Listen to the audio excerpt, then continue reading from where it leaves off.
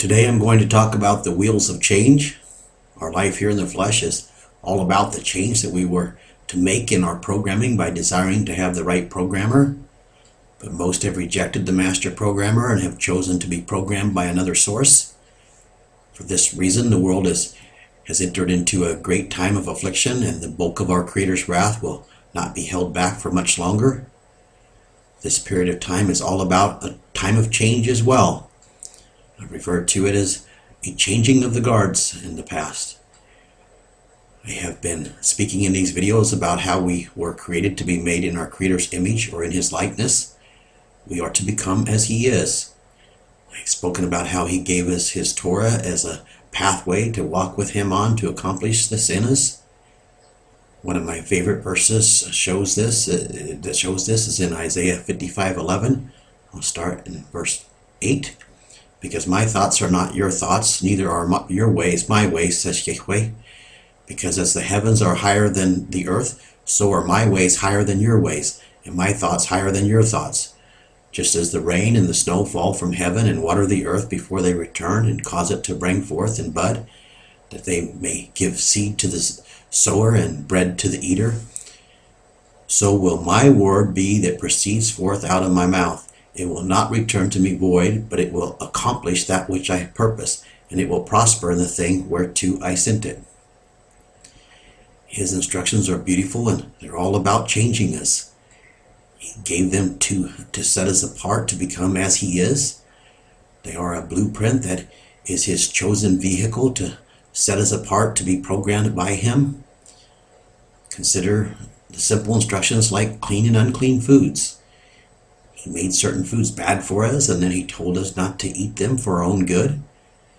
His dietary laws carry a dual symbolism that we are to not take in the programming of this world into our minds. We are to fill our minds with the unleavened bread of life and not eat the leavened bread of men. The unleavened bread is that which comes from our Creator. He needs to feed our minds if we're to become as He is. The leavened bread of men is that which is influenced by the adversary. It is that which carries us away from our Creator. Our Creator's commandments, statutes, ordinances, and judgments are not about the do's and don'ts as most people think they are. Yes, they are do's and don'ts, but they are to serve a purpose. They were given to us by design, but most have rejected them. Most have not received their purpose because they have not received His seven spirits that would have defined their purpose to them.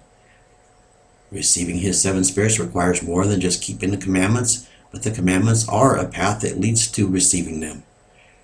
There is a reason why simply keeping His commandments does not yield His seven spirits in us. There is a motive that is required on our part, and that is more than just a desire to obey Him. The best example of having the wrong motive is found in the account of Job and why he was given over to be sifted by Satan.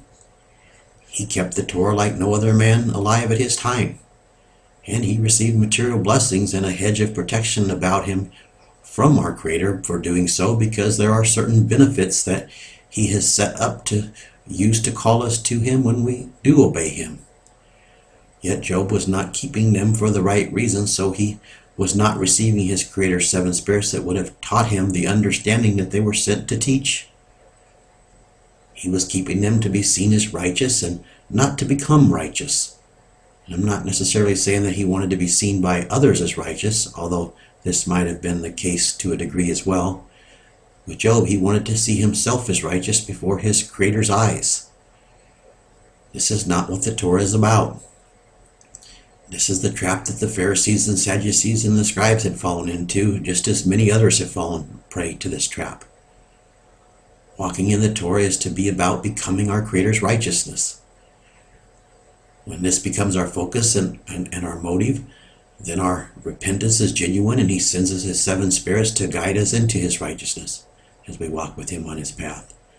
His seven spirits and His Torah are His wheels of change.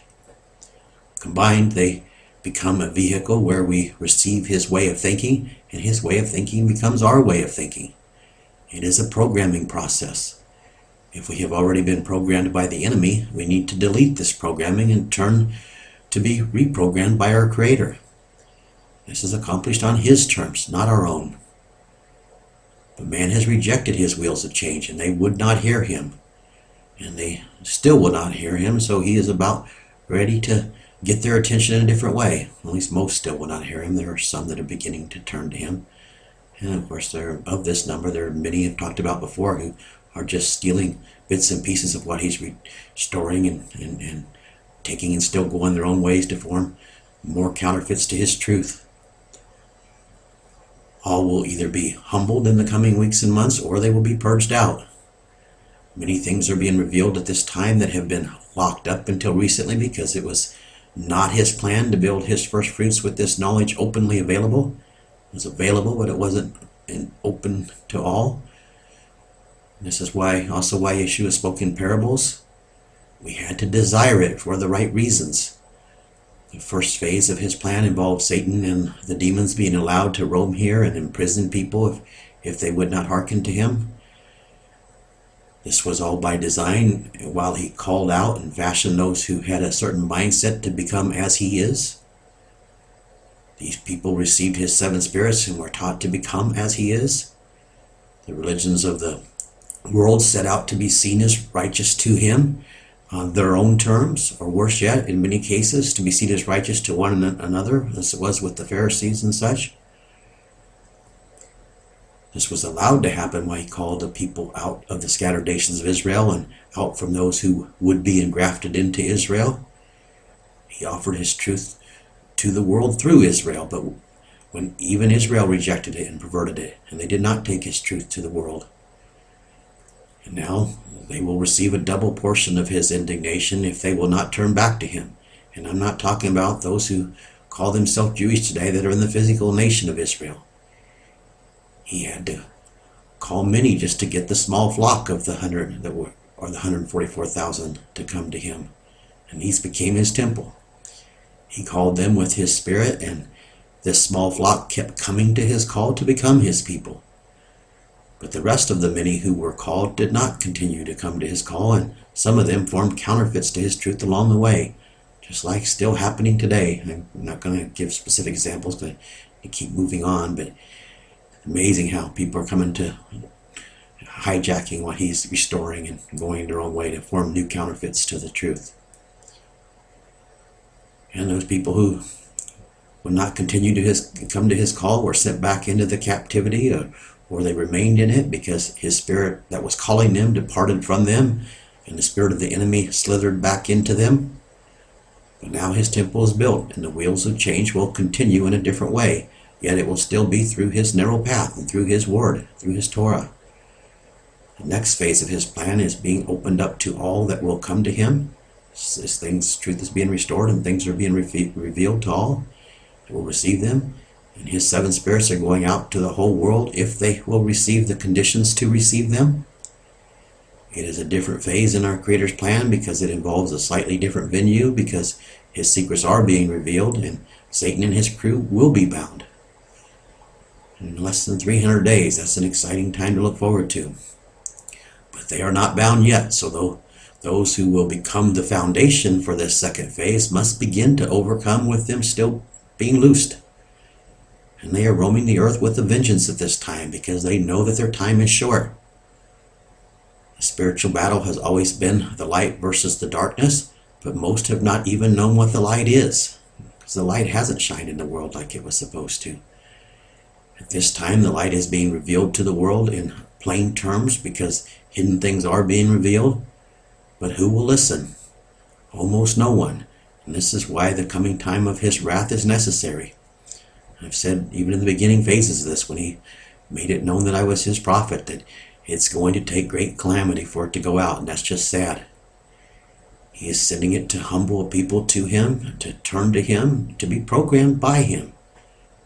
Whose side will you choose? Will you choose to remain in the darkness or come to his light?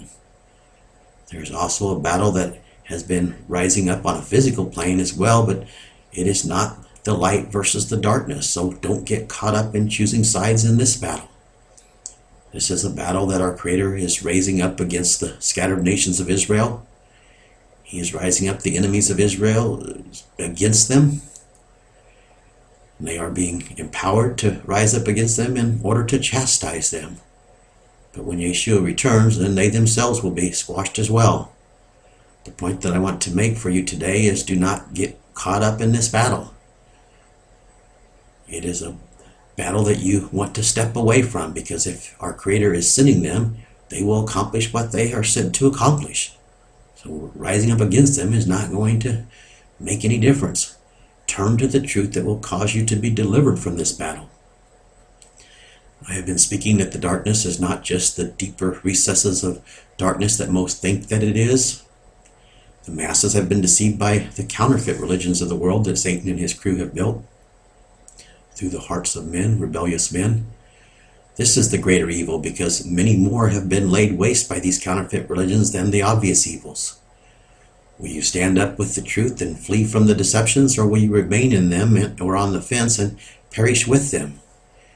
If you want to live, it is all about turning to the truth that will set you free and desiring what it was given to accomplish in you, having the right motive for turning to it.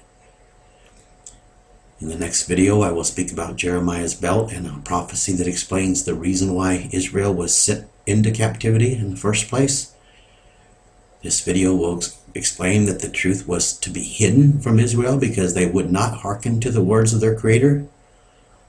Again, this is why I said Yeshua spoke in parables. And Isaiah spoke of this too. Seeing they may see and not see, and hearing they may hear and not hear. I have spoken in other videos how the scattered nations of Israel are in captivity and are represented primarily by those calling themselves Christian today. Those of you in this religion are a rebellious house, and I have been sent to cry out to you to flee from the coming wrath of your Creator by returning to Him. The prophecy in Ezekiel where he speaks of his vision about the wheels is a prophecy of your Creator rising up a people to overtake you if you will not return to Him. You are an impudent children, and you have rebelled against Him until this day. You are stiff-necked and stiff-hearted. The witness that He has sent me to bear against you testifies to this. Almost no one wants to hear His truth that He is restoring, and most of those who have listened have continued to rebel against Him, receiving what they want to receive, and like I said, doing their own thing still. Whether you will hearken to His words that He has sent me to bring to you or not is paramount for your survival in the coming weeks and months. Whether you hear or whether you forbear, you will soon know that He has sent me one way or another. He has made this known. You will either turn to what He is restoring, or you will be consumed by His wrath because of your rebellious hearts. Within Christianity, I'm speaking with an extra emphasis to those that speak the English language, because you will receive the double portion plus for His wrath for your indignation.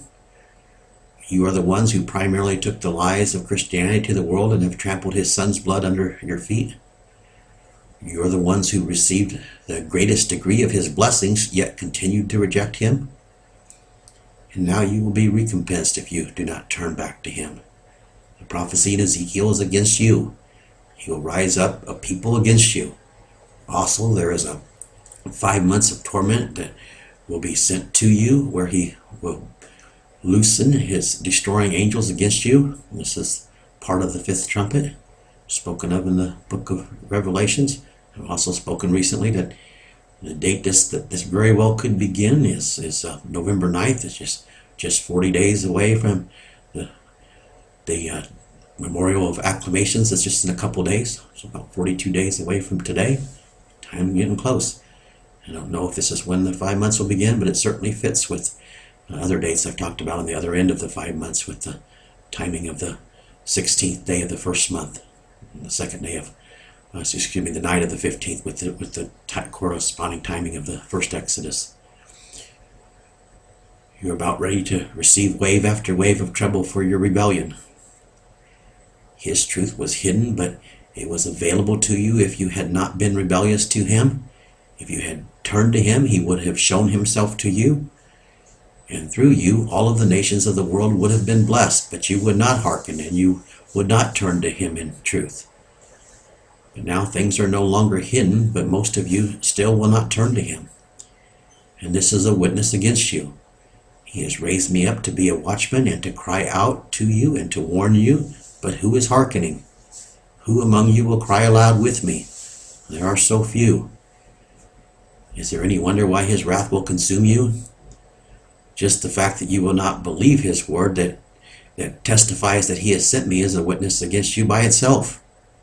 How impudent and stiff-hearted can you be? Prepare to receive the prophecies that are recorded against you in his scrolls? And those of you who have heard and continue to do your own thing and not cry out with his servant, where do you think that you'll be found in this? He says that he will require their blood of you because you would not cry aloud. Your wickedness is far worse than those who have not heard and the battle cry, because you have heard and you remain in your swill, teaching your own lies and your own blasphemies, like things, crazy stuff from the one guy out there promoting things that are being restored, yet he's still holding on to doctrines like we don't have free will and all sorts of stuff. I mean, go into all that, but pretty blasphemous teachings that he has. I mean, hide behind a few commandments as he wants, and there's a bunch of them. I mean, go into all that. People that have written me many letters, so I know about them, and I've been engaged with them in correspondences because I had hope for them to keep coming from the light, coming to the light from the dark, and they would not keep coming out of their swill. They just would take bits and pieces, maybe cover their head or do whatever, maybe even accept the high days, or maybe even accept when the Sabbaths are, but still remain in their swill. I have spoken that the memento of acclamations is tomorrow, September 29th in the U.S. and much of the world, Australia and such, and South America and Africa, and it's the 30th in Europe and Israel, places like that. I've spoken that this is to be a memorial of shoutings and how it is especially significant for this year because it is the last memorial of its kind before Yeshua returns next July. And all of the other memorials of this day in the past were to point to this time, as well as being a memorial of past shoutings. Yet who is willing to shout with his watchman? Shame on all of you who are not heeding to his word that he is sending forth at this time. Even Sodom and Egypt would have repented if I had been sent to them, just as Nineveh repented at the words of Jonah, because they believed Elohim's servant. Israel is a rebellious and impudent house indeed. You are about ready to get ran over by the wheels of Ezekiel's vision because you would not hearken to the wheels of change that your Creator gave to you.